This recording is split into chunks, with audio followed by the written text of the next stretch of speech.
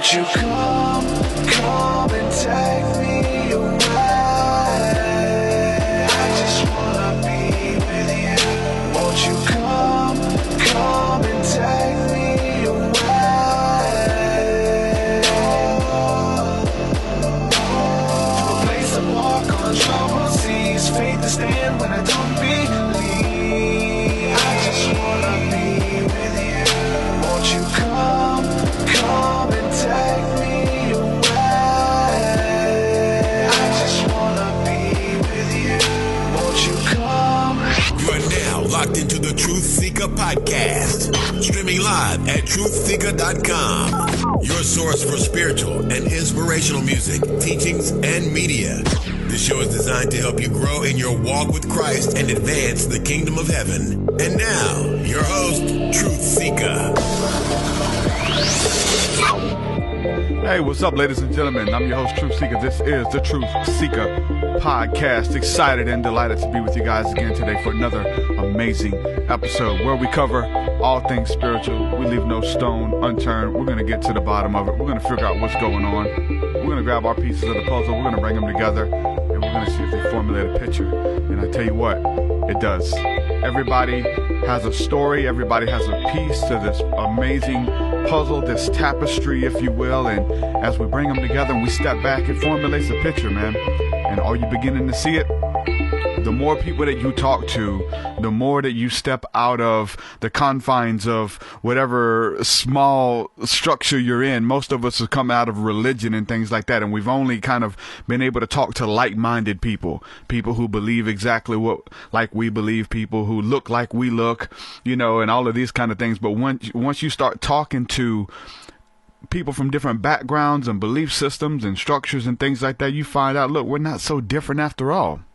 In Christianity, I was always taught what made me different than everybody else and what makes you peculiar in those things. And they're beautiful, right? There's so much that sets us apart with our own unique beliefs and individuality and things like that. But it was almost used as a weapon to keep you divided from people, instead of looking at what makes you the same.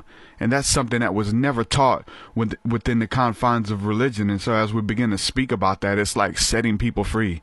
Just talking about what makes us the same and seeing that pursuit and that hunger and just the human experience, man. Everybody's going through it. Nobody's exempt. And that's what makes us the same, man. All of these things that you're going through, you're not alone. Other people have been there.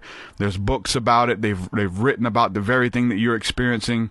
There's people who are helping to heal the trauma and work through the pains and those things that we're feeling and things that we're going through. And that's what this podcast is about.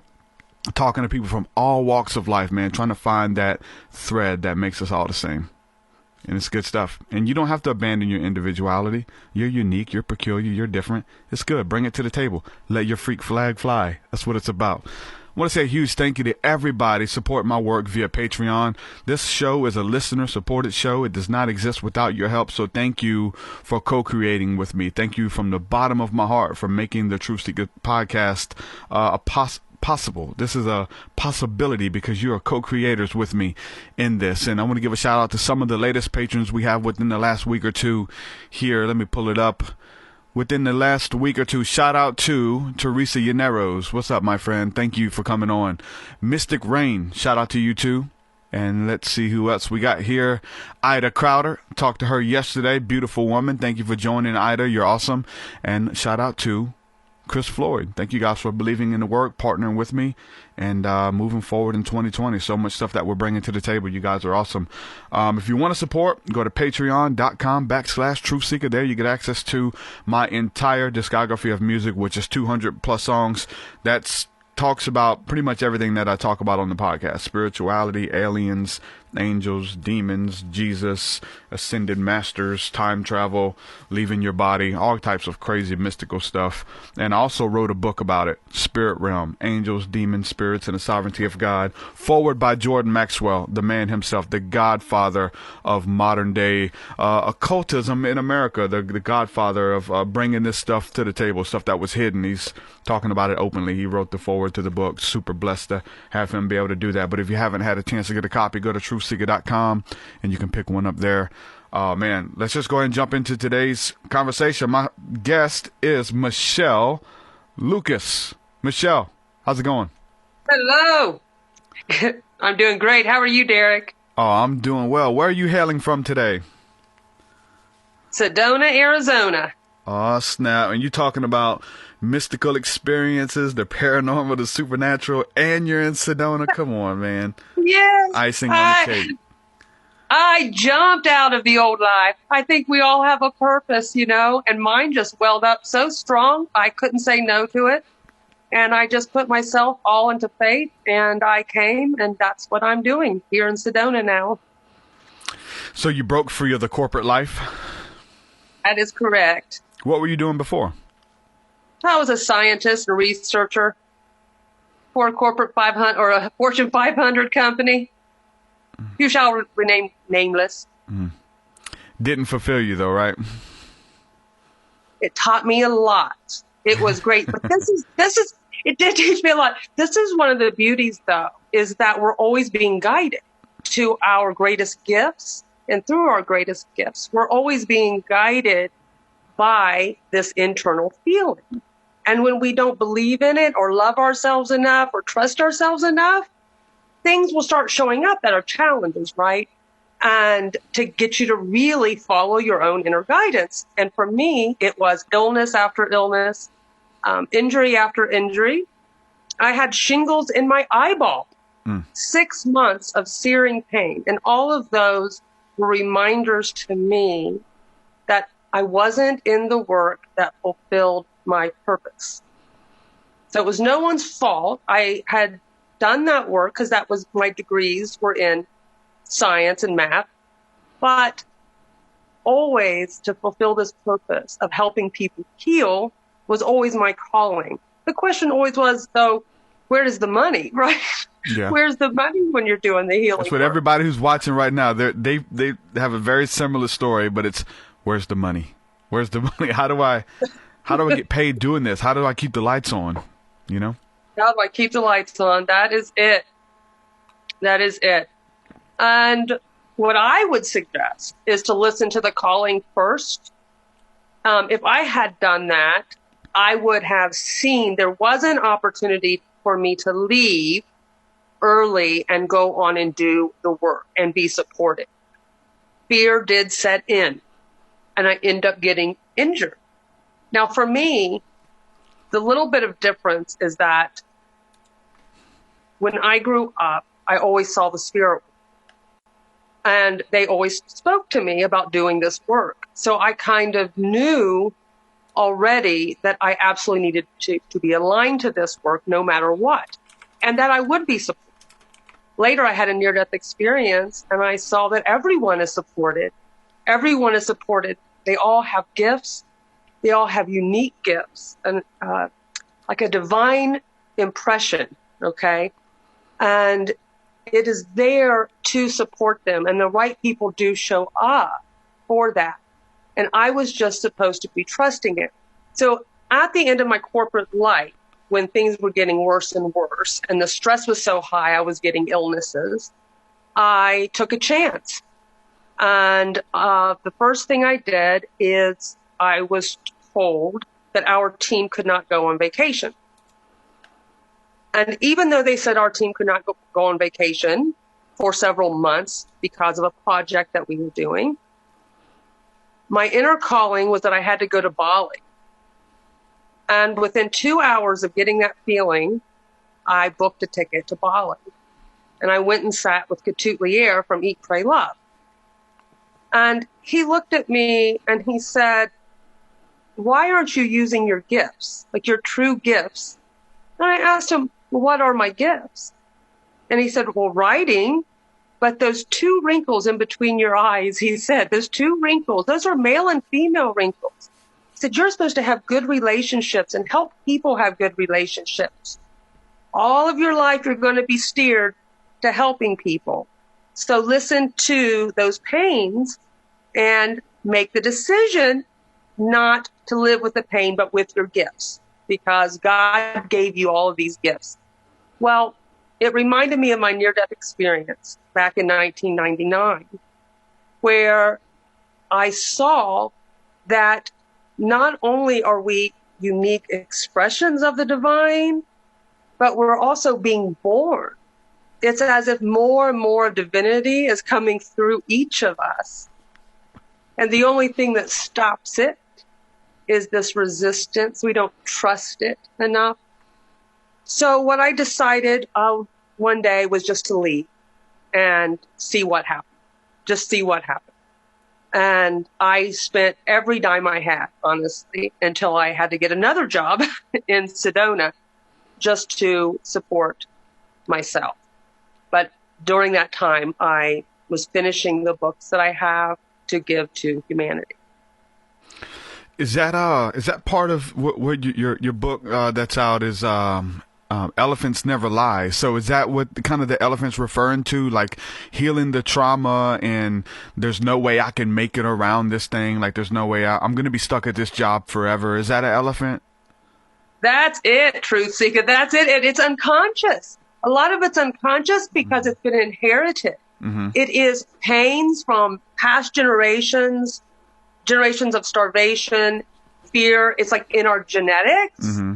And at the same time, it's also from past traumas, that it's hard to look at. It's hard for anyone. But everyone has guidance, and they have guides, and they have masters who do care and look out for them. It is just that when that elephant is so big, right? Yeah. Right. So that's one journey to emotional healing. Elephants Never Lie.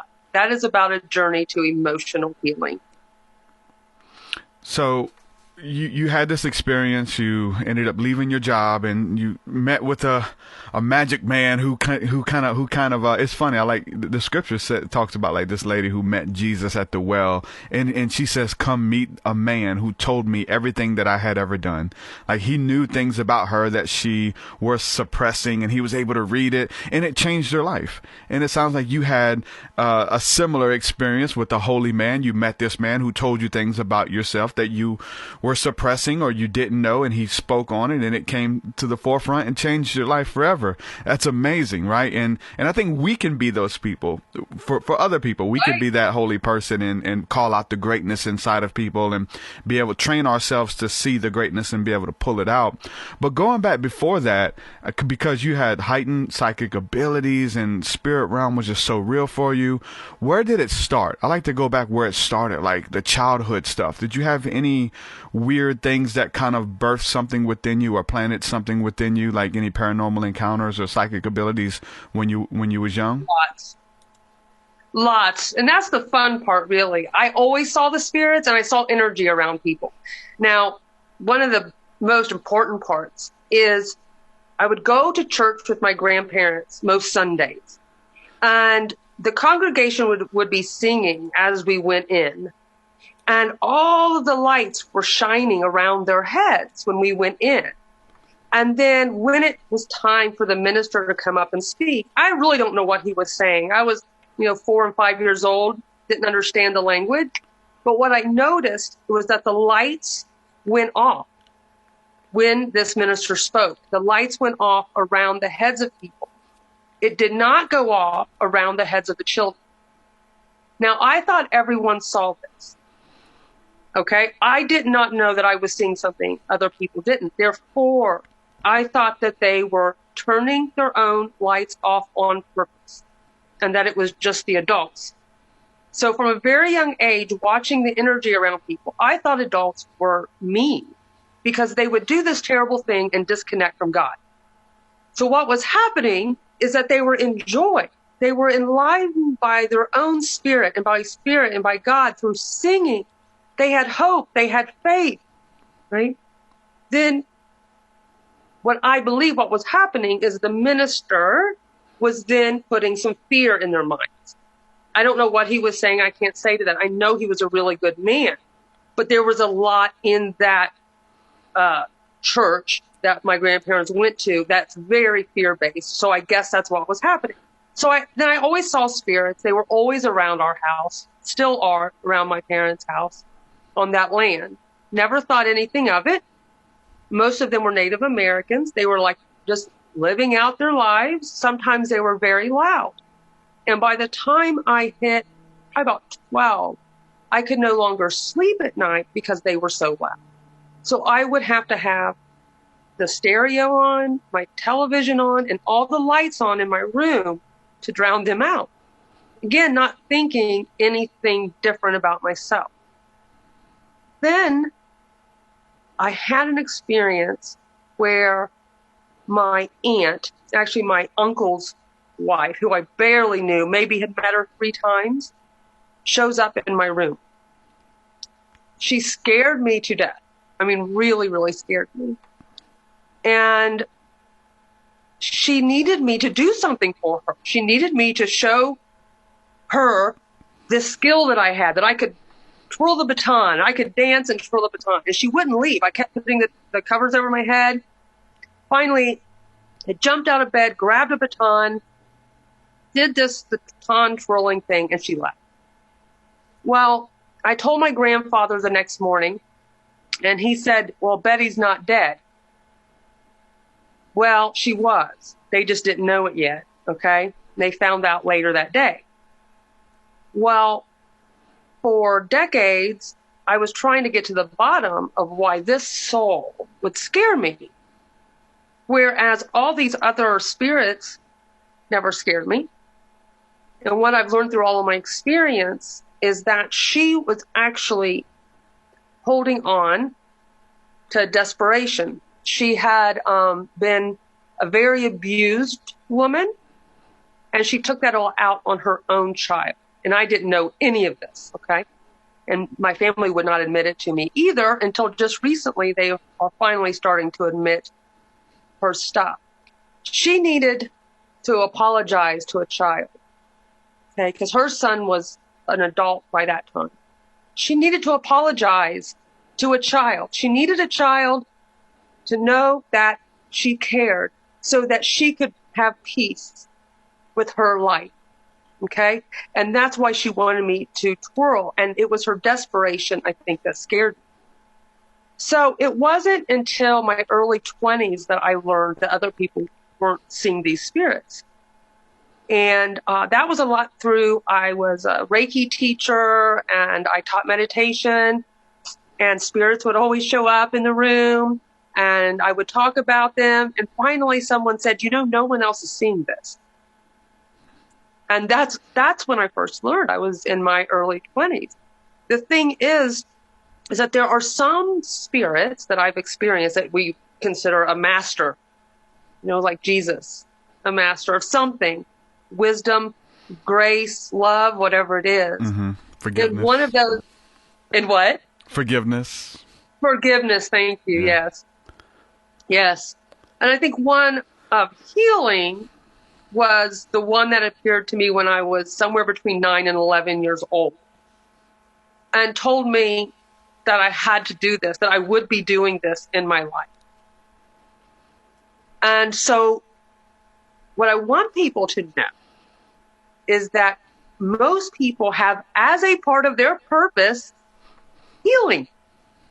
They're not just healing themselves, they're healing humanity just by their own shift in consciousness. One person's shift in consciousness to loving themselves more, being present, completely present, right? Forgiving, whatever it is, literally shifts the consciousness, and they have fulfilled a great part of their purpose.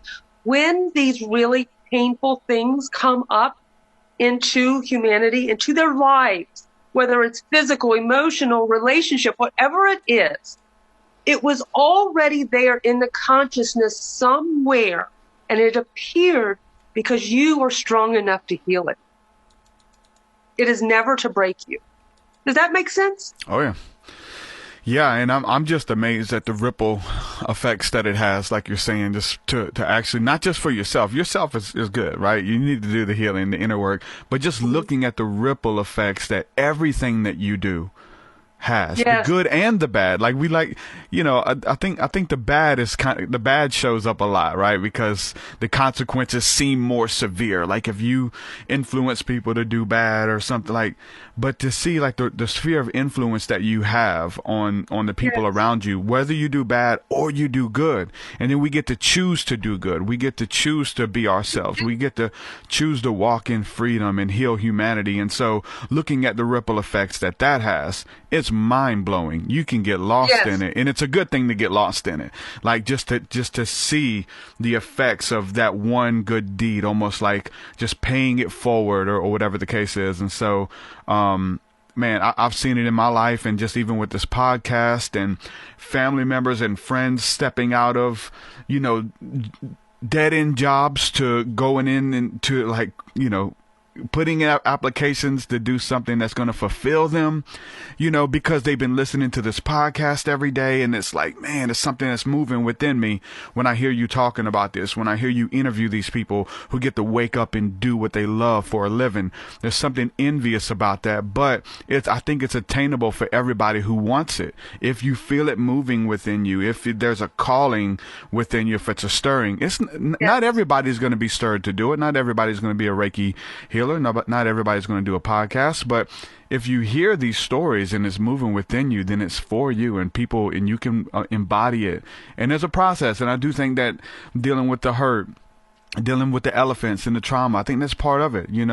For me, it was like going in on a deep journey in the spirit world, and being shown things that I needed to heal. Like, hey, it's almost like just talk with God that says, like, I've got these things for you, but you got to deal with that, and that, and it's gonna, however you want to put it poetically, allow you to reach those higher levels, allow you to ascend to greater levels. You can't come up here holding that stuff. It's weighing you down at a different vibrational frequency. It's heavy. It's real dense. And so to come up here and walk in the beauty and the fullness of what I have for you, you got to let that heavy stuff go and become lighter and deal with that trauma. And I've done it, and I'm doing it, and so it's catching on, and it's so awesome to see the ripple effects. And these are only the ones that I know. Just think about the ones that we don't know. Just because someone read your book, and we only know about the people who comment and reach out. What about the people who don't? And that's the majority, is the ones who aren't commenting and sending emails and supporting and things. So somebody they hear that episode and it just lights a fire within them. They may not even stick around long term. They just may hang out, eat off of you a little while, and what you're putting out, that good fruit, and then they take it and they're on to the next level, and because it lights something within them. That's it. That is it. That's beautifully said. So go ahead. I could add a little bit about my near-death experience with what you're saying about the healing part of, unless you have something else to say. No, go ahead. Yeah, go ahead. My near-death experience was so vast, and the amount of learning is so great that my second book is all about it. And it can never be put into words, the beauty of God and the beauty of who we are. I went to spirit, to where we are all connected and all one. That our spirits, there's no place that our spirits are not. And I saw the great beings from one part of God that I guess I am connected to, okay, helping humanity. But before I got there, as soon as I left my body, I went through this shadow. And it's the shadow work. It's the shadow that I'm here to largely address. And it's nothing to be scared of at all. But this is what happens. Sometime, very, very long time ago, when humans first came, I believe what happened was the consciousness shift to the body, to the ego, and away from God, to all light, all love, and that was the fall. That's just my belief. But whatever happened, when I first left my body, I saw this shadow that was created by humanity. Not by any God, not by the universe. This shadow was created by humans. It's not scary because it's just energy. But it has the faces of what we call demons in it. And I saw 3 of mine. And I had to stare them in the eye. I was told to dissolve them. And when I looked in their eyes, they were my own creation out of a lack of self-love that I had no idea that I was harboring. But they had been sucking the energy out of every part of my life, my body, my mind, my relationships, even my house. Okay? It is that shadow that sucks the life out of us, and it's not our individual fault. I want anyone to listen to know it is not your fault. It was humanity as a whole over thousands of years, and each of us can do our part to dissolve it by loving. Sorry, cough. If you want to talk for a minute, I'm going to get some water. Okay. Yeah. Okay. You know, that actually reminds me of something that's called tulpas. I don't know if you've heard of that. And so a tulpa is an entity that is consciously created by an individual that you can create it in your mind and speak to it and give it a name, give it a personality, a persona, and then eventually the entity that you create, almost like an imaginary friend, begins to speak back to you. And so this entity that you created is here because of a lack of friendship, maybe just wanting to explore and see if it's real. And I really think that the Bible paints pictures like that as well when it talks about demonic spirits, or what the Bible calls spiritual strongholds, are these ideas and thought forms that we create. And I guess if they're personified, they can look like hideous creatures and monsters, but they're thoughts and ideas that lie to us about ourselves, that lie to us about the divine will of God for our life, and say, "Oh, you'll never amount to anything. You're just like your father." You know, these ideas that just kind of sink in, and that's the interesting thing about it. These thought forms and tulpas and ideas that are created in the mind. And like you said, we look back and it's like, man, we created the darkness, but it's not until we face them are we able to see them and that they're actually a thing, or we personify them to make them leave. And they associate with false ideas and identities about ourselves. They're identities that we receive from the fallen nature that are not who we truly are. And Agreed. but we've believed it because of DNA, because of family, because you're just like your dad, you know, whatever it is that you heard, and for some reason we've believed it and assumed it as our identity.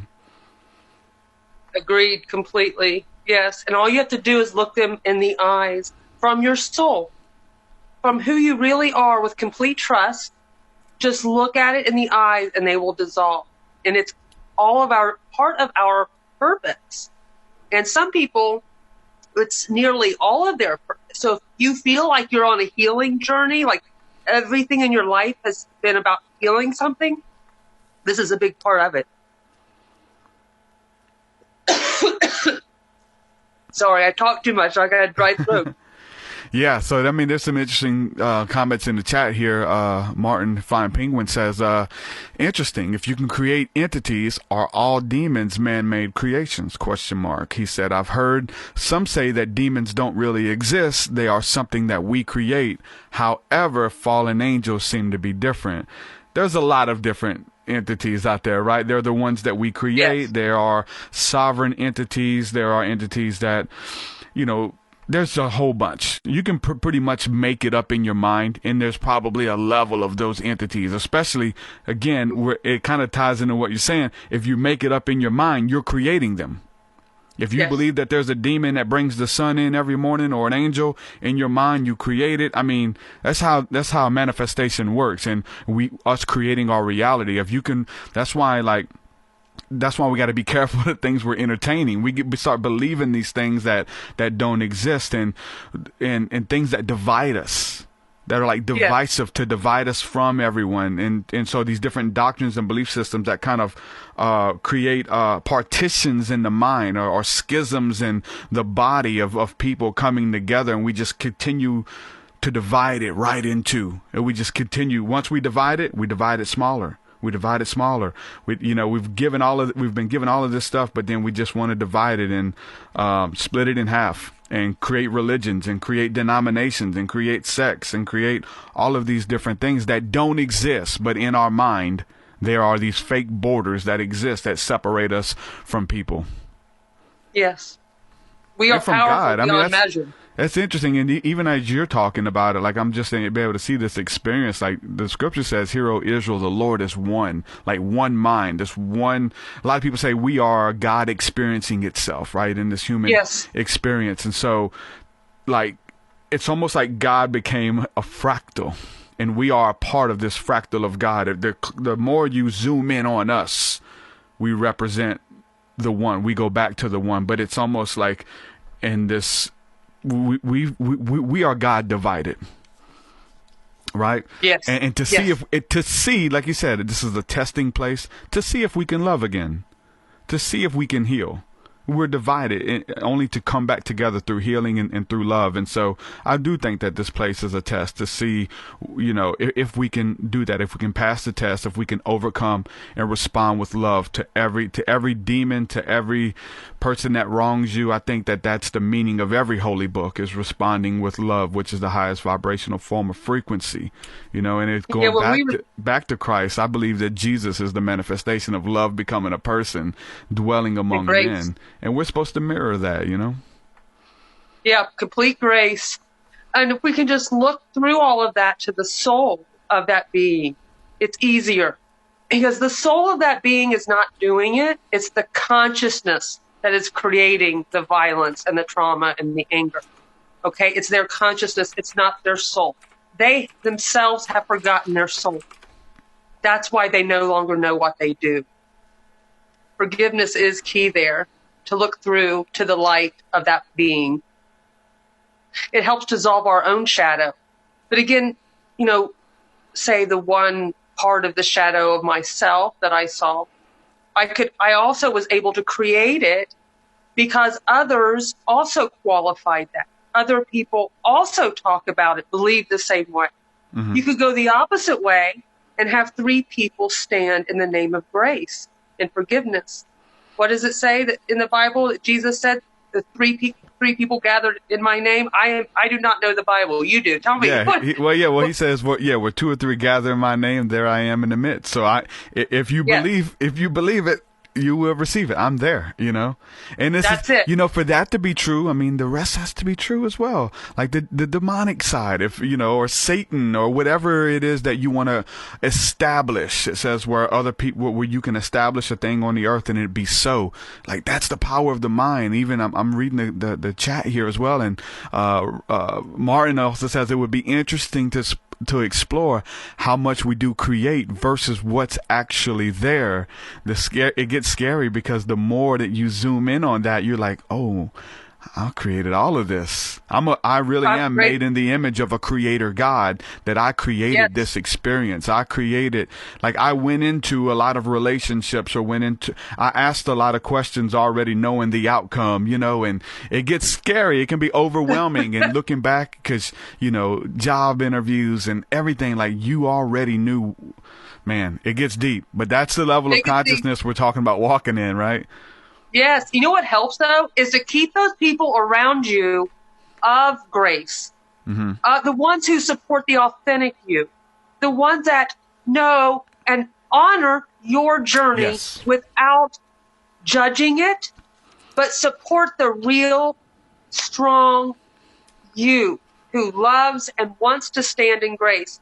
The people who are in your lives, who are there with sarcasm, judgment, putting all of their focus onto the negative, they're a part of your tribe that is holding you down and qualifying that energy. If there's anything I would say to take as a first step in healing, is to look at your foundations. Look at the foundations of how you treat your body, how your body is your foundation, how much you love yourself, and who do you have around you, your tribe, that you react to on a constant basis? Because just like Jesus saying 2 or 3 people in his name, there he is. Will you have 2 or 3 people in the name of black? No, I don't have money. 2 or 3 people saying, I don't have a good relationship. Yeah. That's what you have. You're Get right. people with good relationships. Get people who love. Get people who have joy and a zest for life and abundance. Okay? Whatever it is that you need, keep those people in your tribe so that you qualify those energies. Does that make sense? Yeah. There's so it's Job chapter 22, verse 28, and it says, "Thou shalt also decree a thing, and it shall be established unto thee, and the light shall shine upon thy ways." It says, "Thou shalt decree a thing." You can speak it out, you declare it, you say it, and it shall be established unto thee, even if it's not established unto anybody else. Job 22 says it'll be established unto thee. Where at? In your mind, in your mind's eye, the visions and goals. And here come the other people ready to tear you down. Oh, you can't have that. They're trying to work against the thing that you sought after, that God spoke to your heart, the whispers in your heart in the night that you create and you're believing for. All those people they all play characters in your life, though, whether it's looking at, like, the tarot and making the journey through that, or for me, it's the biblical allegory. I mean, that's just what I study, and these different giants and other nations and people and naysayers and people that are coming against you. Like, that's part of the testing. That's part of this whole, sovereignty of God, as I call it in the book, because there's an ecosystem. And all of those things exist for a reason. It's not by accident that you created this kind of stuff, because you have to uncreate it. You got to learn how to do that and kind of wade your way through it. That's it. Whatever path you choose, every moment you have a choice. You may make a difficult choice and you have no idea what to do, but it ends up being, okay, this was a great choice.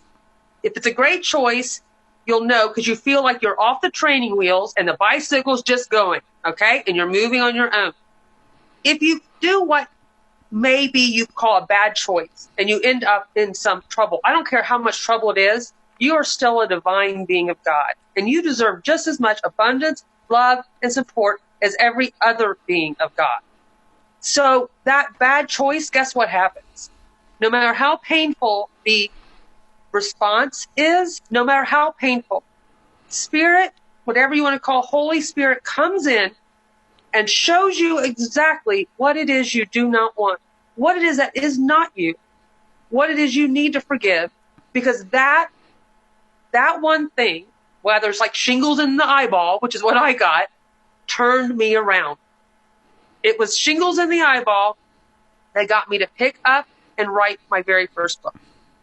Do you understand? I didn't have to go that far, though. I did not have to get that sick and that stressed out. But I did. And I made that choice to work 100 hours a week. I made that choice to get very angry in my relationship and to make the decision that I was being hurt by the person I loved. See, if I had not seen that, if I had seen through that, so there is grace in all of this. I am being supported financially right now by this job. I do not have to work 100 hours per week to prove myself. Yeah. And if I just trusted that my partner was doing the best he could, my stress level would not have gotten to such big grief. But when it did, Spirit came in and said, well, let's have her daughter give her a thought. So I'm on the couch. My eye looks like I'd been hit by a baseball bat. The most unbelievable severe nerve pain through my eyeball, head, migraines. My daughter says, I think you're supposed to write a book. She said, why don't you read Eat, Pray, Love? Because you're just like that lady. Sorry, I'm so dry in this desert air. And she started reading it to me. And just like you said, it started moving me. It moved me. Mm-hmm. To say, Spirit, God spoke through my daughter to say, give your mom this. I read Eat, Pray, Love. My daughter read it to me when I couldn't see. And I realized I am like that lady. That is me. I was too much in pain to get off of the couch. So I just had my daughter bring me a journal and a pen. And every day I would take my left eye shut and just use my right eye and write and write and write. And that was the beginning of The Elephants Never Lie. I allowed it to move me, Yeah, that's awesome. Man, just using that stuff. And then, like, it's like being content where you are. There's this weird dichotomy where, like, you need to be content, right? You need to be comfortable instead of, like, always. It's there, right? I'm not supposed to be here. I'm meant for grace, you know what I'm saying? Greatness, but then I'm stuck at my, job doing whatever it is that you don't want to be doing. You're there because you have to be. You're not there because you want to be, and that's the whole thing for me is like getting to wake up and do what you want to do versus what you have to do to keep the lights on or whatever the case is. And I mean, there's a gulf in between, but it's if you want it, it's there for you. It was there for me, but I was in this place of like, eventually like, cause I was like on a precipice. I can feel it. I feel I was really close to it. I was close to either letting it go. It's okay. This is a pipe dream, something that's never going to happen. And I need to let this thing go because it's driving me mad. I'm not happy at my job. Do I just need to give myself over to this job and quit thinking about the things that I want to do? And I remember just sitting in my truck. I was a delivery driver and just crying, man, when do you give up? When do you give up? Like, what age? Is it 35? Is it 25? Is it 40? I know people in their 60s and 70s finally stepping into their dream. You know what I'm saying? Their destiny at 65, 70 years old. And they're doing it, really. But just this come to Jesus moment, it's like, man, do I need to give up on it? When do you? And then through tears, and I always talk about, the magic elixir of dreams is fueled by blood, sweat, and tears. You got to bleed over it. You got to work hard on it. And you got to cry over it. And I think that's a part of the alchemical process for me. But I want it to maintain in the moment, right? Because we're so easy, like daydreaming about what might have been or how we can get out of this situation. And there's a lot of fuel that comes, but you need to be present, because I've found myself starting to complain about the very things that, I prayed for. I prayed for this job. I wanted a better job. It was way better than where I was. And, and trust in the process. And you start complaining, so there's this weird place of like being content, but still believing that God has more for you, right? And this being balancing all of the energies and stuff, right? Yeah, I kept getting that from Spirit when they would show themselves or in dreams, which they have a lot to me. For years, they would say, Michelle, find peace within first. It was as if they wouldn't give me another message until I found the peace within. Okay? Yeah. And so I do, one of the healing techniques I did it on myself. And I laid myself on my massage table and I asked my body, where is my body not at peace? Where is this trauma that's making my body shake or be scared or whatever? Where is it? And then I allow my body to take over. And it usually, with about anyone that you do this technique with, the body will show you where the trauma is. Well, my head goes flying back. My whole body shifts back to the top of the massage table. My head goes flying over. And I was in the position that I was when I had a tonsillectomy. That was when, my gosh, that was exactly 30 years ago right now. Mm. And I had no idea in the world that tonsillectomy had caused any type of trauma to me. Okay? But my body had remembered. And that's a part of the elephant too. So my body had remembered something that I tried to forget. And that was, I woke up towards the very end of the tonsillectomy in that position with my head hanging over. Okay. In that split moment that I woke up, the fear took over my body. There was, a lot of adrenaline, cortisol, whatever was flooding through my body. And that fear of losing control made me have to control everything. So that's why I was working 100 hours a week. I was having to control so that somebody else didn't have control over me, because they did in that moment if I would have searing pain or not. Because I woke up while they were still taking my tonsils out. I didn't have the pain, by the way. I don't remember the pain, just the fear. Yeah. They put me right back under and finished. So after that, I realized wow, there are so many levels at finding that peace within. So I thought, okay, why don't I do the Ho'oponopono? And I ended up doing that for 2 days almost straight. Because have you heard of that? Do you know that? Yeah, we prayer? just talked about it a couple weeks ago on here. Mm-hmm. Nice. As I would do it, it would get deeper or to other people, other things. And I did this for like 2 days. I had a massage scheduled the next day with a lady that I see about every 3 months. The moment I walked through the door, her not seeing me or talking to me for 3 months, her eyes just went huge and she screamed. She said, oh my goodness. She said, you look completely different. Her exact words were, you have done a lot of forgiveness work. She knew it. She said she could see the difference in my face. Yeah. And that's what I've been doing for those 2 days. Also the writing, by the way, writing your journey down. Like, this was part of my journey as a child. This is my journey. Whatever little things that you need to kind of get them out. All of that together got me to that place of peace within. And what I now understand is I brought the peace with me. So now all of my reactions and all I see as I go forward is from a peaceful mind. Mm-hmm. No matter how bad someone's reaction may be, I'm at peace now because I did it back then, and therefore it became a part of my journey. That's good. Does that make sense?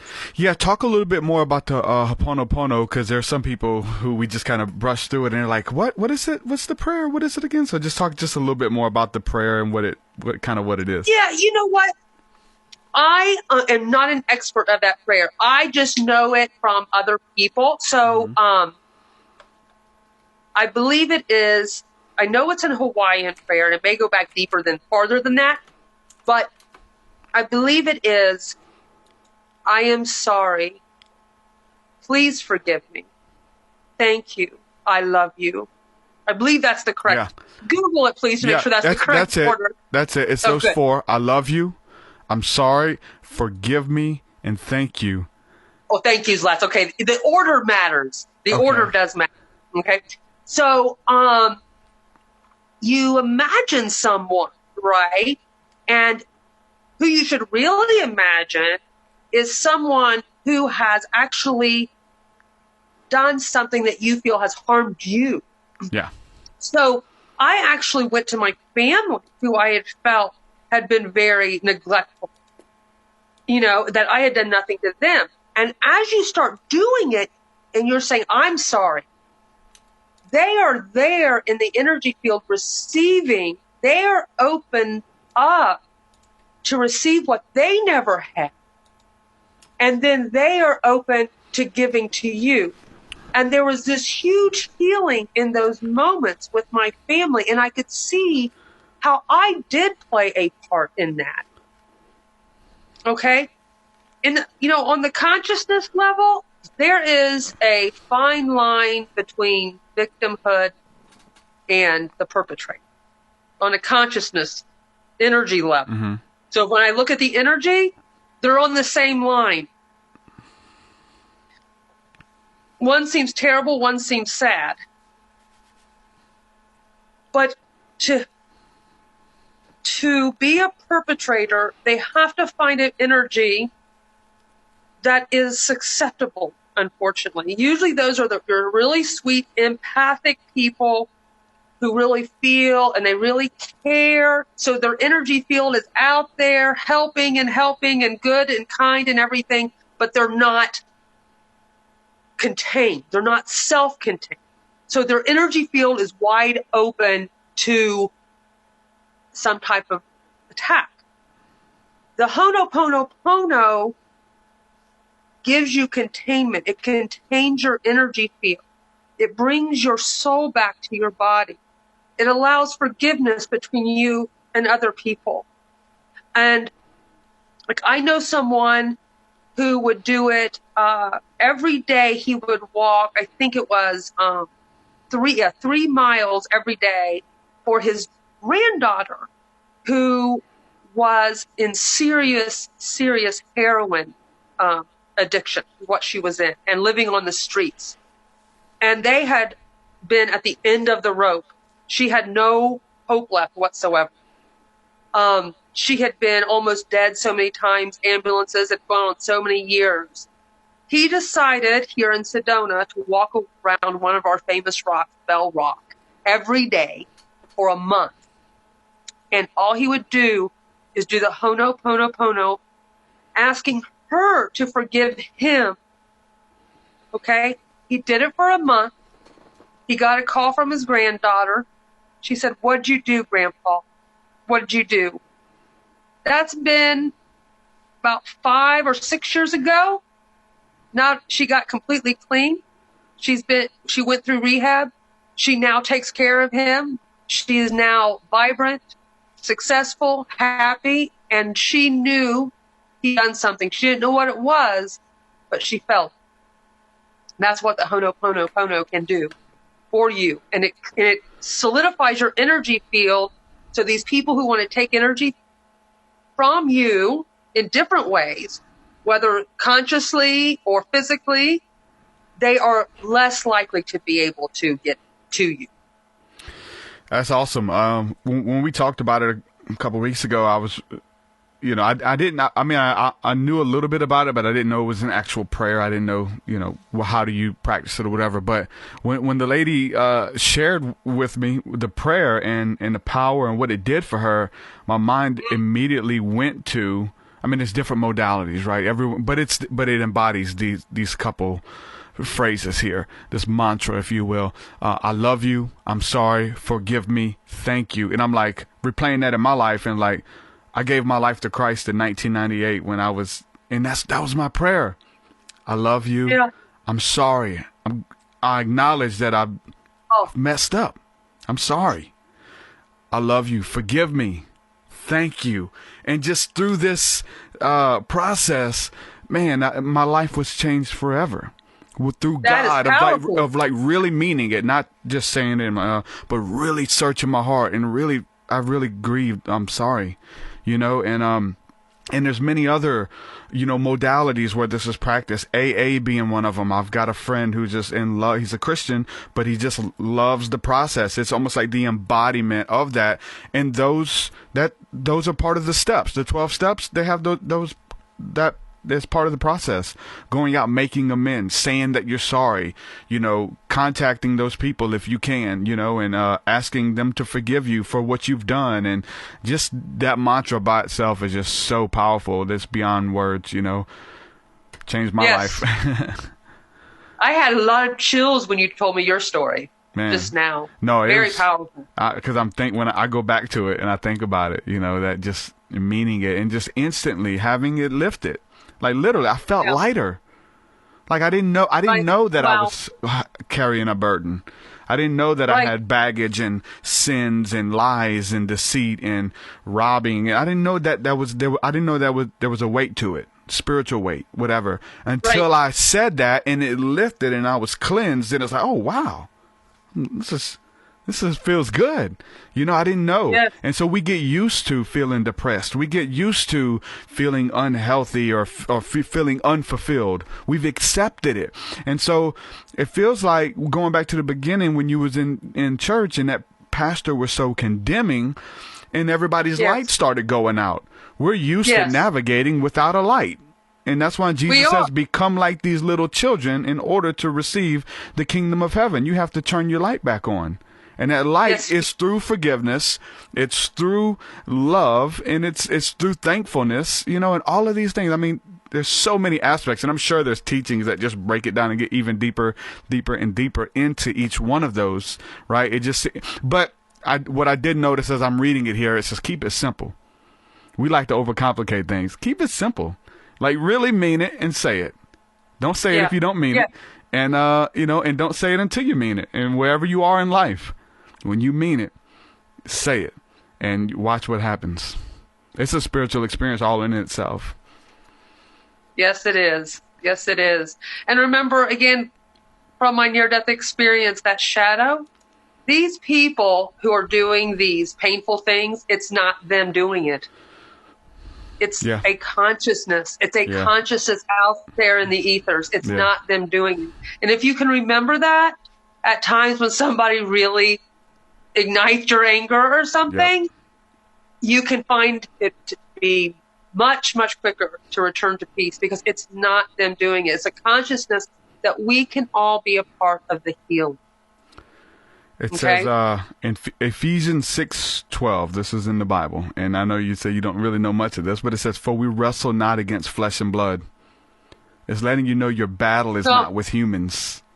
But we wrestle against principalities, powers, against the rulers of darkness of this world, against spiritual wickedness in high places. We wrestle not against flesh and blood, but against principalities and powers in high places. Like, so we think that person wronged us. Going back to the 4 agreements. Like, look, don't take it personal. That person, you represent, it's not about you. You represented somebody to that person. Your freedom scares that person. So they have to lash out. You're too free. Because your freedom shows them how much of bondage that they're really in. And so they have to lash out. It's not personal. It's not about flesh and blood. This is with ideas and thought forms and patterns and strongholds, again, that set themselves up and exalt. I mean, the scriptures are just like, there's so many scriptures that talk about like these ideas that exalt themselves against the knowledge of Christ, and that's what we're fighting against, these ideas that we've just agreed. We don't even know where they come from. We got to trace them down and get them out there and understand who God says we are, which is we're loved, we're beloved, we're more than conquerors, we are righteous, we are called, we are forgiven, we are free. To say that, and believe it and walk in it. And man, whatever you have to do, if it's music that you need to listen to, if it's podcasts like these that you need to listen to, if it's books that you need to read, make sure that you're doing it and remind yourself daily, because it's so easy to forget. Somebody, we're doing good, and then somebody comes along and tells you something different, and you believe it, and it knocks you off course for 6 months. But it's part of the shadow. You're learning. It's part of that learning experience. And on the other side, when you get to that other side, which we can all do instantaneously, actually, just through grace. Like Jesus, to me, was the embodiment of grace. I mean, much more than that, but that energy of grace with everything you see, everything you look at is beautiful. And as you see the beauty and know that there's so much that we are actually given in every moment, every second of our existence, we become that beauty. We become that grace that shines the light so that other people unconsciously do the same. We don't need to say much at all. Yeah. We just really need to be present. Have ourselves here with the person who's in front of us. Yep. Right? Just be here and see the beauty between the conversation, the beauty of where you're at, whether it's rain, clouds, or sunny. It's beautiful, and we start becoming that vibration, that higher vibration, and we get through that shadow. And when you get through the shadow, you feel expanded, free. So if you want to know about your greatest gifts, you want to know about your purpose, ask yourself what makes you feel expanded, what makes you feel lighter. Because if it feels hard, if it feels heavy, like it's going to stress you out, or you have to push, that's really not a part of your purpose. Okay? Your purpose is to be free. Your purpose is to be healed. Your purpose is to be expanded, light as a feather. So the gifts that you are given makes you feel that way. They're light. You feel like you can breathe. You forget about the heaviness of the world. So if you can ask yourself that, and we'll go back to Couturier talking about the wrinkles in between my eyes. I mean, what a funny thing to say. But he was saying it's an imprint that says that I am meant for a very deep relationship, most like everyone is. And he was saying, God gave people these wrinkles. This is a Balinese, I guess, belief, okay? that they are a part of your relationship. They show that you're a deep relationship person. And at that time, I didn't think I'd have any. And what he's saying is, we have these simple gifts that will take us everywhere into the best relationships or whatnot. And they're right in front of your face. Look in the mirror. We've been given a mouth to eat and to speak with. We've been given eyes to behold the beauty of another person, behold the beauty of the trees outside and the hummingbirds. We've been given ears to hear, to experience all that life is. And it's all this light, as long as we're in that beauty, all of our lights are on, and we're in the field of grace in which Jesus exists. The reason you don't see him manifest in front of you, which sometimes they do, they sometimes do. I promise you that. I've had many. Yeah. But I'll tell you, they do, but the reason is because if they are existing in complete grace, and humanity is existing in a lack of love, even if it's for your own self, you can't feel it. You're not matching up. Okay? They're there all of the time. Jesus is with everyone. Okay? All of the time. All you have to do is have a little bit of grace or love in your heart. Okay? And that's a match. This, though, the reason they don't manifest is the manifestation is both ways. So it's the energy of the person with them. So if the person doesn't even love themselves enough, it's going to have to take, the manifestation is going to have to take almost a moment when they're asleep, okay, or like half unconscious, because there's a block. This lack of self-love is a block to seeing their presence. Does that make sense? Yeah. So I let people see them in out of body or dreams.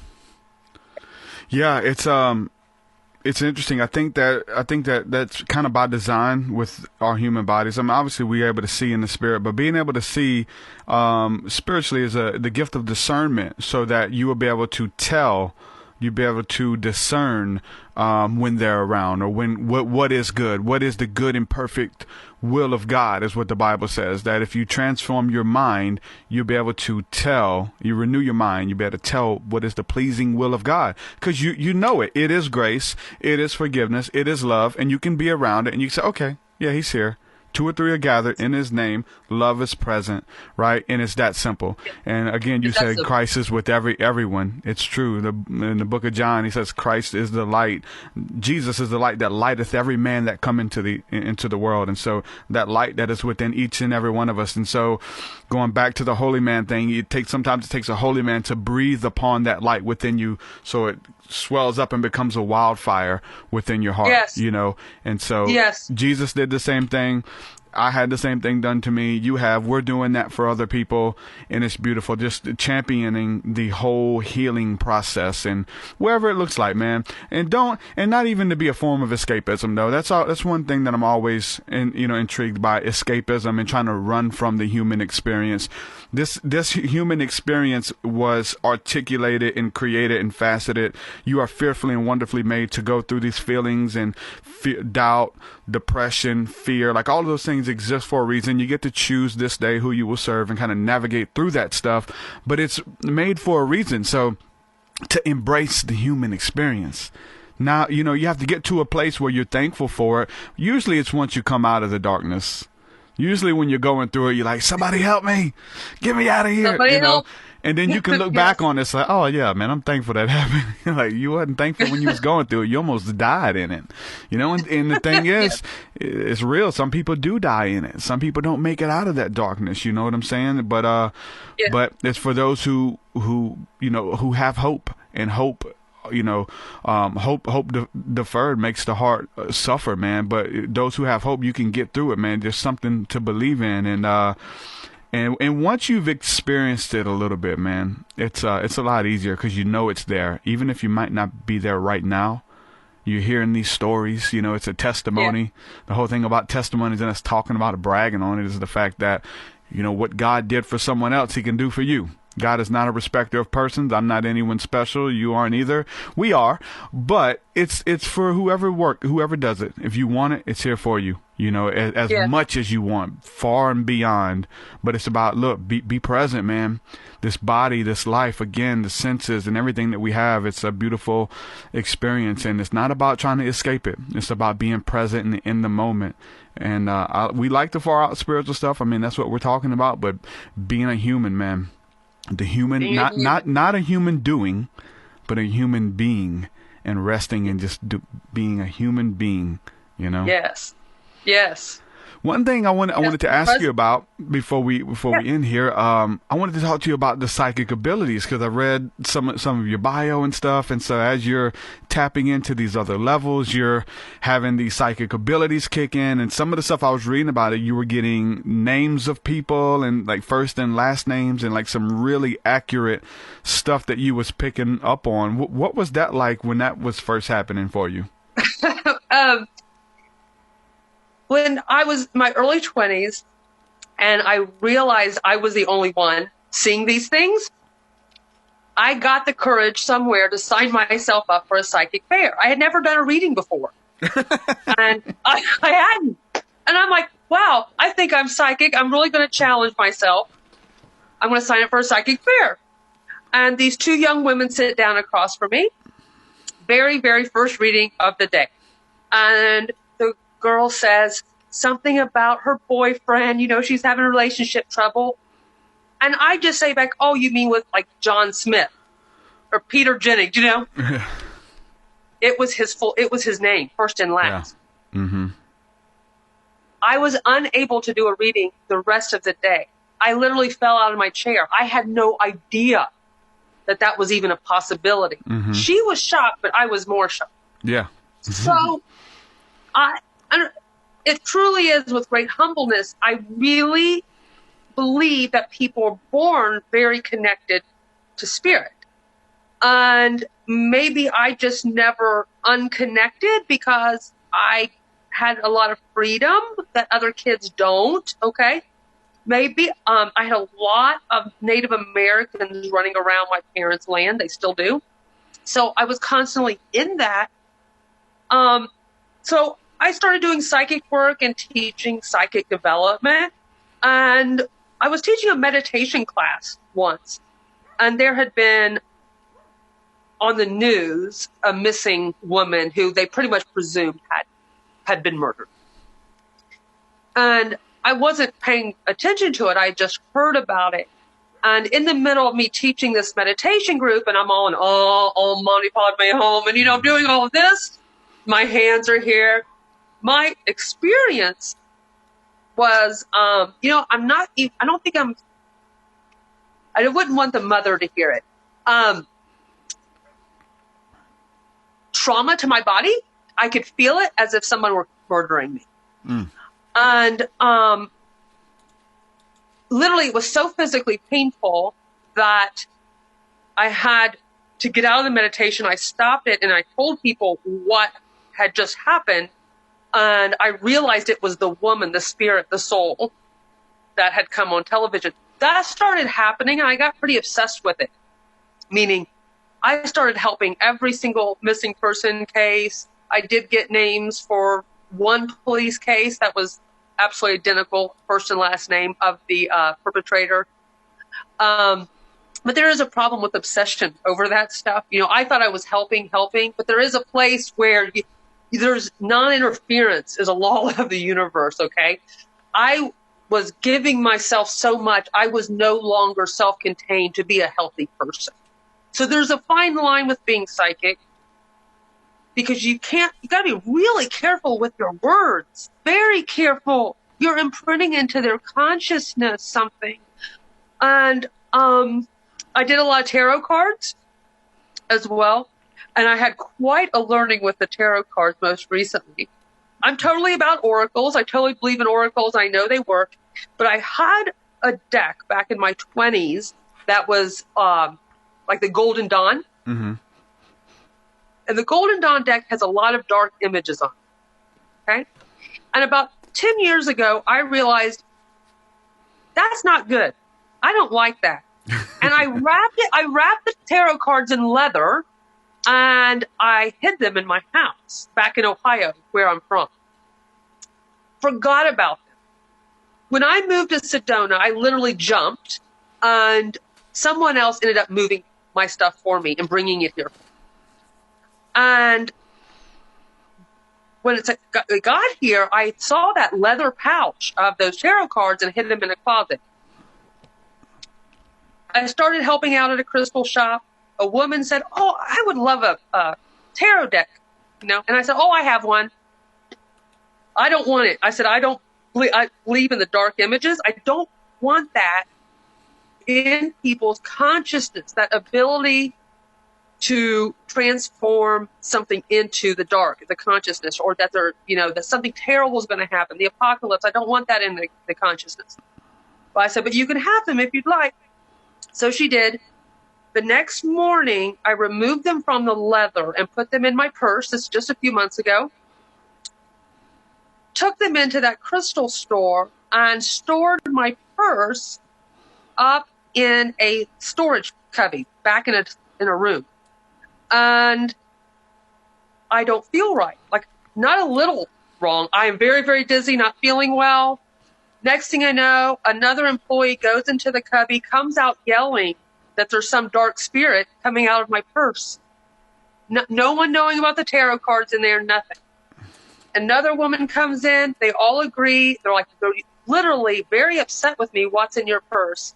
And at that moment, I was so dizzy, I forgot about the tarot cards. I told them over and over, there's nothing in my purse. I'm like, I don't even have money in my purse. That's like my beach bag. There's nothing in that purse.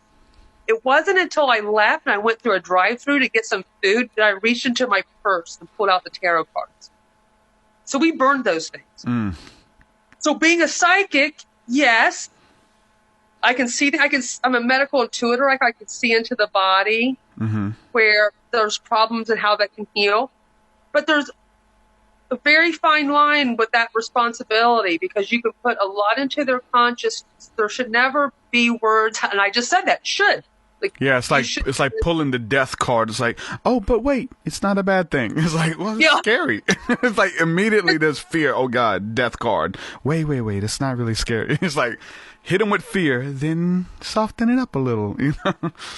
That's it. So that's why, I started that 30 years ago, teaching all of that, and today I'm all about empowering people. I think your story kind of ties in with the question that we had here. Lorianne on Facebook is talking about, do you know anything about portals in houses? Because she says she uses sage to cleanse her house, but she says at night she's visited by a 2-inch entity of a little thing that visits her every night in bed that won't go away. And she says it's a little black round thing with lots of legs. And lots of legs right on the side of her face, and it's there every night. Sounds like a little spider, a little 2-inch spider or something. But she says it's an entity that's visiting her every night. Could that be something that's linked to a portal being linked to an object in the home, a cursed object? Again, like you're saying, like you had these tarot cards that represented fear, and then there's some type of fear entity that came through it. Could that be something that opens up a portal in her house? That is it. That is what it is for her. I don't know what the object is, but that is what it is for her. Yeah. I think it's something metal for her, but. Yeah, that's something we've been looking into a little bit too. I wrote about it in the book a little bit, the whole thing of cursed objects and cursed. I like to touch on both sides. Blessed objects, right? If to be cursed objects, there has to be blessed objects as well, right?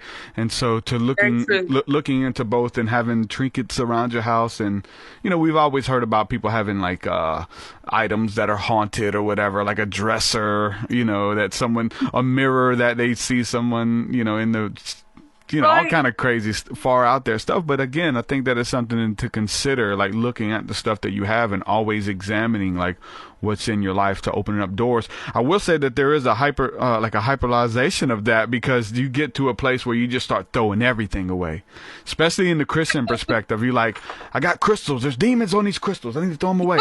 I got this book of a truth seeker. I got to throw it away. And you start, like, I've totally been there where, like, I'm getting rid of my jewelry. I'm getting rid of posters. I'm getting rid of video games. I mean, we're just, in this weird, like, thinking that I'm haunted and stuff and not want anything demonic to be in your midst, So there's that too, which is like the hyperbolization of it. Yes. My brother at our house with all the spirits, to go to her question too, it was in his room. It seemed that there was this portal, and the portal's there. There must have been some type of massacre that happened on that land that charged it. But what tapped into it for him was the darkest of heavy metal rock. So at 16, he was really playing this a lot. Mm-hmm. Then him and his little friends were doing crazy little things. I don't know if they were sniffing glue or markers, They're like 15 or 16. But he had the little demonic things start to come through his room. And he figured out that he had been a part of tapping into that portal by getting into the real heavy, darkest of rock, which you cannot go all that way. We have to be light and fun. We have to enjoy our experiences here. After the tarot incident, I just said, please, I just do not want to throw away my Anne Rice novels. Anne Rice is fun to read. There's darkness in them, though, right? We don't want ourselves to get into the dark consciousness. Yeah. But once it's been there, it can be stored in the vibration of that physical object. So I would just have her look, like, in her room, in drawers, under the bed, if there's anything she's used in the past, even if it was with, like, a past relationship or something that caused a lot of pain, I'd get rid of it. Yeah. Yeah, there's not a lot that remained in our life from our previous life. I say the previous life, in this life, like the person I used to be. Got rid of a lot of stuff. A lot, because I was into a lot of the dark stuff, and I mean, we had wall flags of Marilyn Manson and satanic Bibles and all kind of really dark occultic things that we would practice, occult dark rituals with, and putting spells on people, and that not a lot of that stuff surfaced. There is a few pictures here and there that made it, and a few letters and things like that, but there's not a lot. I had to get rid of a lot of that stuff, and I mean, there comes a time where I think that it is healthy to cleanse, but it can. I always want to throw that out there. It can get unhealthy really quick till you just don't have any belongings. I mean, you just throw everything away because you think everything is, whether it's not Christian enough or there could be a spirit attached to it, or I mean, I got one friend who we talked about this, like his mom, and they don't wear hand-me-down clothes or clothes from Goodwill because the person might have died who was wearing those clothes or something, and their spirit might be attached to their clothes, like these weird beliefs and stuff. So, and that would easily say, okay, if I didn't buy this new from the store, then I'm not gonna wear it. These different. We're talking about the thought forms. Like it becomes a law because she believed it. It's real to her. Like, hey, if we wear the clothes of hand-me-down people, then we're gonna start acting like them, or the same things that was attacking them are gonna attack us. Like, this is weird. It's not necessarily true, but it's true because she believed it. In her world, in your reality, it becomes your truth. That's just how it works, people. That's it. That is it. So, I mean, you got it. So we go ahead and wrap this up. You got it. So your book, it's available on Amazon. Yes. Elephants Never Lie, talking about doing the shadow work, dealing with the elephant in the room. So identifying that, coming to terms with it, and working with it, maybe riding that elephant. Yes, it's a novel. It's a novel like the Celestine Prophecy is an outward journey. Yeah, this is an inward journey. Yeah, I think those are inward journeys too. There's so much out there, man. Like The Alchemist and things like that. Beautiful book. Returning back to your childhood and returning back to the innocence. I can't read those. It's hard for me to even watch TV for the most part without doing the inner reflection or things like embodying things in my life, Once you're so, like, I can't watch The Lord of the Rings without, the Holy Spirit saying, okay, this is that. I can't read a book without what does it represent to me? What is it in my life? And it was just a God thing, really, that happened to me when I read the Bible. And it became real to me. It didn't become a history book. It became a book that was talking about my life and where I was and what I was contemplating and what I was dealing with in the hour. You know, I would read about it as I'm reading the scriptures. It's like reading my mail. It's almost like, you know, doing psychic readings on me. The Bible was alive, like a living book, as it says. And it's really interesting. But the inward journey and that we all take, and it is no respecter of persons, Yes. right? Everyone could read it and put themselves in that place. And trust me, we all, if it's applicable for one, it's for everybody. And it don't matter where you are in life, that you can overcome those situations and deal with the darkness. Yes, and you can write your own journey as well. And I hope that book also helps people to realize the healing power of writing their own journey. It kind of connects the dots of your life and your purpose. And for me, that first book was very healing to write, but not half as powerful as when it was published. Because all of the feedback I get, family members coming out of the woodwork to say, I needed to hear that. I really needed to hear that, you know, because it's always been kept quiet. We don't talk about it in the family. It completed it completed my journey for the first half of my life completely. And now my second book will be out in about 6 to 8 weeks. And that's going to be creating Foreword. And that is how to start with the peace. And that will be a nonfiction, like starting with the inner peace and going with the natural flow of God, how God supports us, which is that we are all being born into our brilliant, authentic selves. So it's about stepping out of the way. Okay. Yeah. Yep. And hence the term born again. You were born once, but you have to be born again. And so it's so funny in the scriptures. It's like, what do you mean I have to be born again? I got to enter my mother's womb and be born again. It's like, no, you got to be born of spirit, my friend. You know, be born again in the spirit, you know. And so that's those words mean a lot more when you remove the religious connotation off of them, you know, and say, okay, how does this apply to my life? How is this practical? And it's like, yeah, I got to, you know, start over. Got to become a child again, you know. It's beautiful. Yes. Well, I will link those books, or link this book and link your Amazon page as well in the show notes and description. So if anybody wants to go check out her book, make sure you do that. Thank you so much, my friend Michelle. Thanks for hanging out with me. I really enjoyed our conversation. It was really good. And we have to do it again. We have to do it again when those other books come out. I'd love to have you back on. I would very much enjoy that. Enjoyed it, my friend. We'll do it again soon.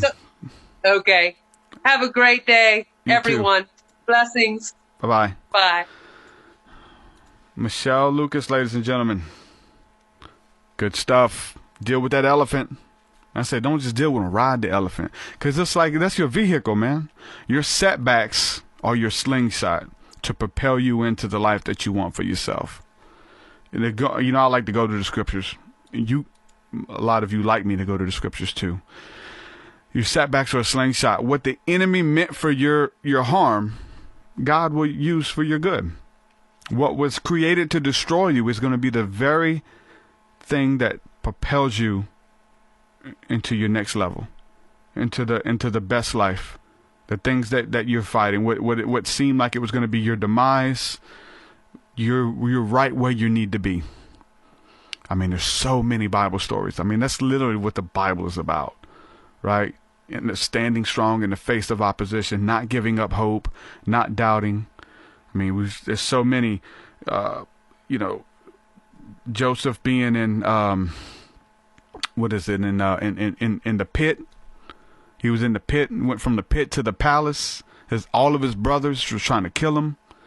And now he becomes the ruler, you know, and all of these people were in situations in the Bible where it looked like they were done. They weren't qualified for the position to lead. They weren't, you know, they've done too much to move forward. I mean, it's not just their story. I mean, if it's just their story, that's your story. It looked like all odds were against you. It looked like, you're at the end of the rope, and boom, that's where breakthrough happens. The very thing that seemed like it was set out to kill you, is what's going to bring you joy. Your test, the thing that's testing you and won't stop, that becomes your testimony. Your mess that you're dealing with, God turns your mess into a message, and you can walk in it, man. Again, it's hard to see through the other side, but hey, it's part of the journey. The journey's where it's at. Because once you get there, you're like, I can't wait to get there. Look, the power is in the journey, man. That's what the allegory is. The allegory is in the journey. You don't hear much about once the Israelites, entered the promised land and what they were doing. It's like it was the journey to get there and to defeat the enemies that stood in the way and the bosses and things. And it's all about the journey, embodying it and loving every part of it and not overlooking any of it. It's all worth it, every single part. And trust me, I don't know where you are, but God knows. Time changes, man. Time's flying, or at least our perception of it is. Situations change. People grow. People come in and out of your life, man, in a heartbeat. Be present. Be in the moment, man. Don't let these moments flee from you. It's near and dear our heart. It's really interesting. Things change. People change. Just be present wherever you are, no matter what you're doing. I'm going to jump here in the chat. Martin Flying Penguin says, I love how these conversations open up more of the scripture. Things we pass over as odd statements suddenly make more sense. For sure, man. Yeah. That was for me. I'm telling you, like, studying anything like outside of the scriptures, I always filtered it through the scripture. And it wasn't like trying to make it fit. It was like, oh yeah, the Bible says something very similar to this. You'd hear these statements. You'd read the 48 Laws of Ma'at. You read The Alchemist. You read all of these other books, and because I knew the scripture so well, like it, I seen where it fit, and it was saying the same thing, only with different words. I talked to a lady yesterday, and it was so funny because she's seen my guided meditation on astral projection. And I had been just flirting with the idea of changing the name of the astral projection meditation to spirit travel. Because I know I have a lot of, Christians in my audience who are kind of warming up to some of these ideas of some of that stuff. But some of it's a little far out there. It's taboo. Astral travel being one of them.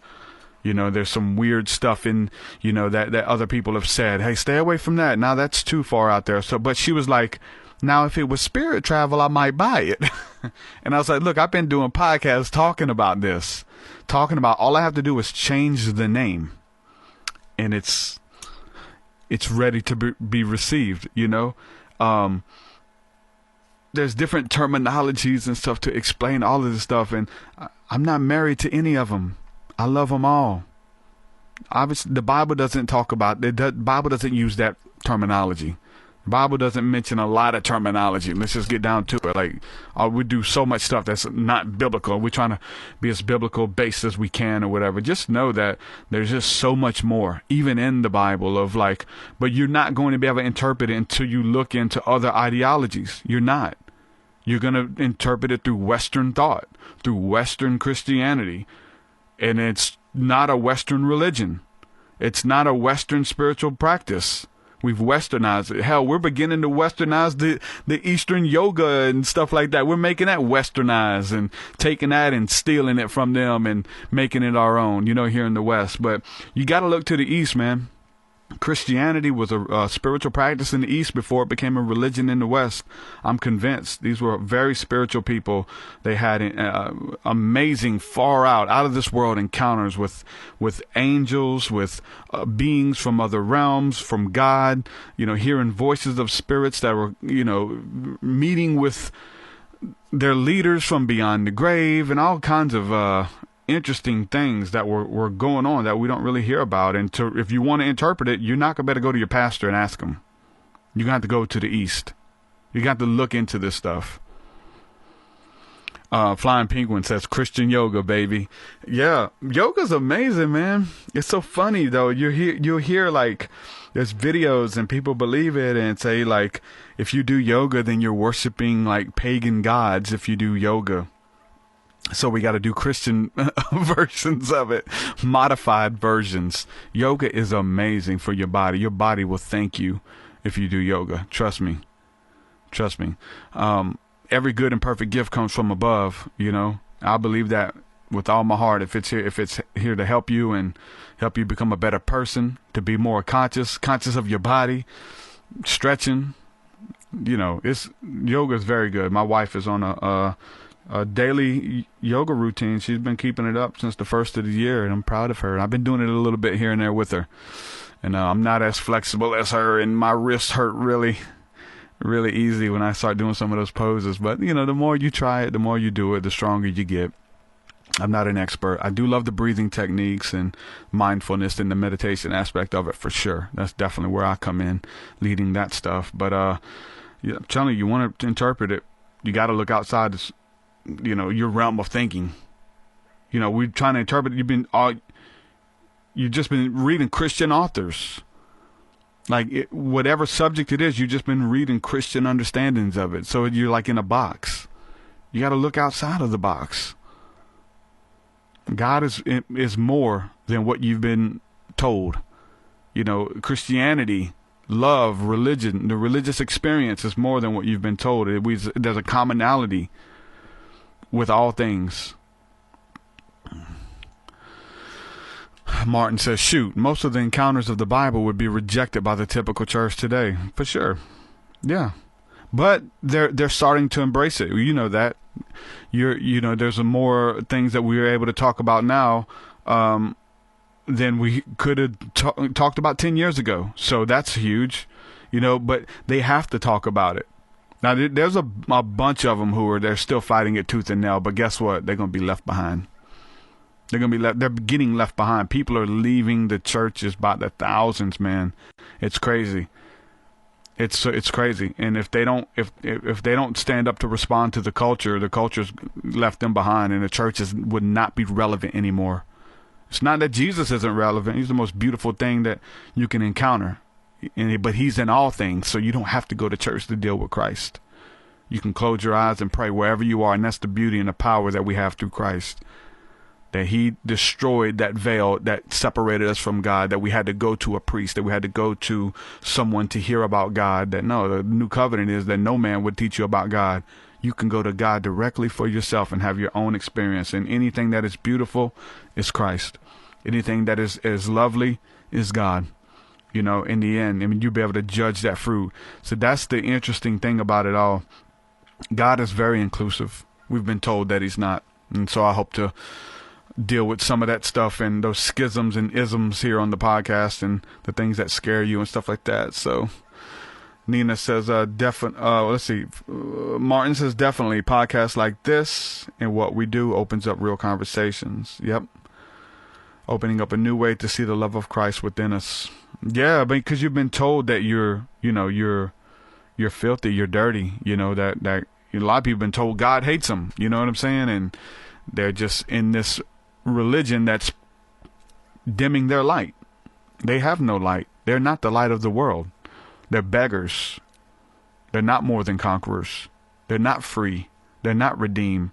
Jesus said, you shall know the truth, and the truth shall make you free.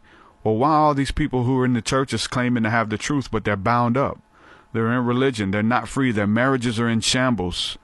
They have nobody to talk to. They can't be themselves around people. That's not freedom. That's pretending.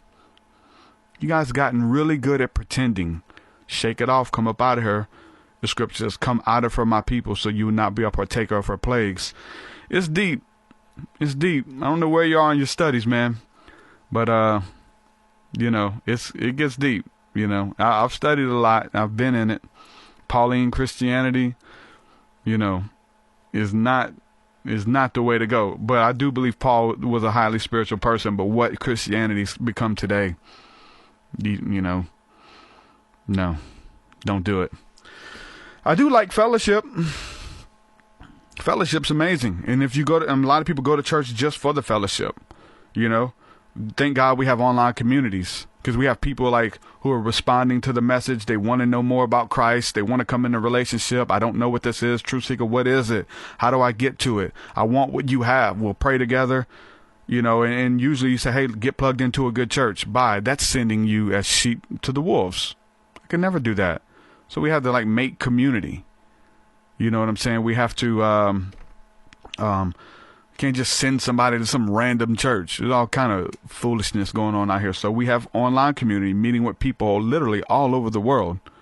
It's amazing. People joining us from Taiwan, people joining us from, Australia, New Zealand, all over the world. It's different times when they join in, whether they're joining on the School of the Mystics or we're just doing a morning prayer on our Discord community, whatever it is. It's so awesome to see people hungry for more, you know, and just resonating and again, not running from the human experience, but embracing it,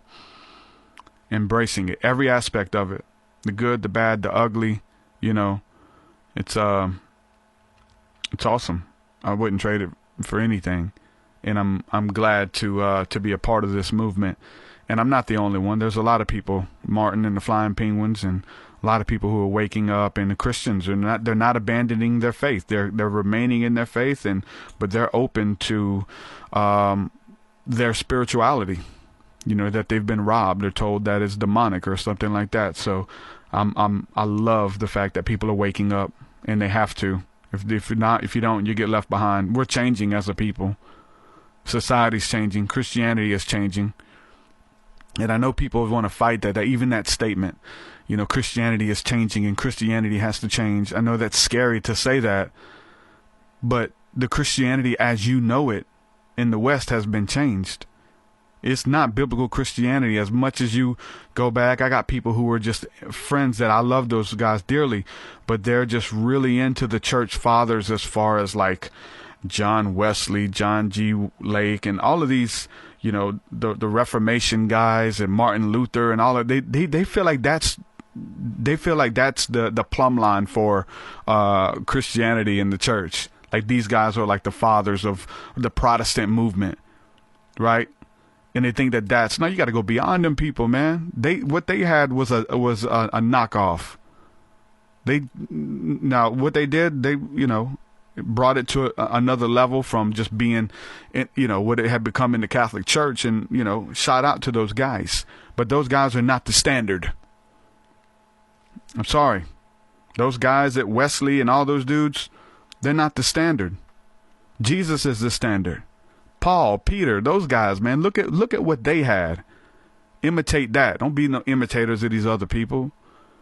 These fallen dudes putting their pants on one leg at a time, just like, man, look, these guys have something beautiful that's lost, and we're trying to reclaim it. That's what it is. And there's grace there, because you're going to get it wrong sometimes. You're going to mess up. It's part of it. That's where grace comes in. That's what it's about. Never stifle exploration. And don't just let anything fly, right? There should be a plumb line. But the more you read them scriptures with an open mind, you find out that there's stuff in there, man, that's just out of this world. And it's awesome because we serve a God who is out of this world, in creation and consciousness and the oneness that we all are. Danny says, I think the number one problem of the church is lack of discernment. For church, for people too, man. A lot of kooky stuff going on. Again, even with the fringe stuff, we're talking about, all kind of far out stuff, right? Psychic abilities, aliens, astral travel, right? Where do you draw the line? There's people who are into all kind of stuff, and it almost seems like anything gets to fly. But that shouldn't be it either. We need to have some discernment, like you said. We need to have some, because even in the mystical movements, man, they're making up all kinds of crazy stuff, and there is no foundation. There is no preaching of the cross. There is no preaching of the redemption of sins and overcoming the flesh. And, even as Hebrews 6 tells us to move on to some of the deeper things in the scriptures, right? But we have to do the first works, though, because most of us don't even have the beginning stuff down. We don't even have the beginning stuff down. So for people to just like move to the so-called deeper things or whatever, they don't even have the foundation down. So we need to teach the foundation. And you want to get down to it, the foundational stuff's deep anyway. Because you have a deeper revelation of it, you're able to teach it and really get the meat of it, and not have to like bring in crazy far out stuff to really tickle their ears and lead people astray and be so weird and so far out with your gimmicks that you can win people and keep people. Because once you win them, you got to keep them with that stuff. Just like the fear-based stuff. If you come into this relationship with God and through Christ through fear, you're going to stay with fear. And you got to keep being scared. But people get over that eventually. They find out how they taste and see that the Lord is good, as the scripture says, and fear is gone. There is no fear. Perfect love casts out all fear. Once you're embraced by the perfect love of God, fear is gone. All of it. For perfect love casts out all fear. You better come into a relationship with the Creator, man, and just this awe and wonder and beauty of what that is and what that looks like. There's depths to it. There's levels of consciousness, levels of encounter with God, you know, and everybody has a different piece and a different portion, and we're viewing this one thing from a different aspect. We're seeing different pieces of the one, and we're bringing that to the table and saying, hey, look, this is what happened to me. This is what I believe. You know, and seeing if it sticks. You know, I've been told not to go off of your experiences, go off of the Bible. Well, I'm reading one thing and you guys are preaching one thing, but my experience with you all is different. You know, just like Gandhi said, I love your Christ, but your Christians are not like your Christ. They're very different. And I don't like them because they don't do what Jesus did. So check yourself before you wreck yourself. Shout out to Northeast Native watching over on D-Live, I think it is. Shout out to the D-Live crew. I know we're streaming over there. I don't know how many people's watching over there. Probably just you. I don't know. But yeah, shout out to wherever people are watching at. There's people on a lot of different platforms right now listening to this live streaming. It's funny. You may have 10 people here, 10 people there, 5 people here, 1 person there. But we're all hanging out together, sharing this space. It's technology, man. And then on the podcasting apps, there's people listening all over the world. And once this goes out live there, and that's definitely where the crew is. So shout out. I know I interact with the live stream, but my heart is with the podcast subscribers, because you guys are listening to this, you know, over and over again, and you get to listen to this whenever you want, and that's where the biggest audience is. So salute and shout out to the podcast listeners, man. You guys are awesome, man. We just want to say, it's a small world, very, very small world. That's one thing about it that I've learned, and synchronicities and how we're all interlinked and connected and things like that. It's just mind blowing. We just did our men's retreat, and I put out a podcast. It's on YouTube and it's on the podcasting apps. It was us just talking about what happened with the beautiful Amanita muscaria, which is the mushroom that is in all of the iconography and a lot of the ancient art, and in pictures of Jesus. There's mushrooms everywhere, and all of these pictures and stained glass windows in churches with these amanitas and things like that. So if you haven't heard that episode, make sure you go check it out. And for those of you who are wanting to join with the next men's retreat, we are booking that now for April.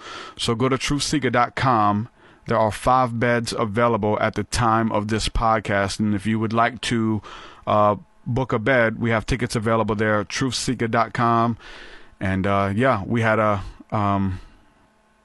a great time. So, you know, if you want to get a seat, make sure you do that. Also check out our patreon.com/TruthSeekah. And you get access to everything that I'm bringing to the table. Bunch of really cool stuff. About to release some new meditations and all that kind of stuff too.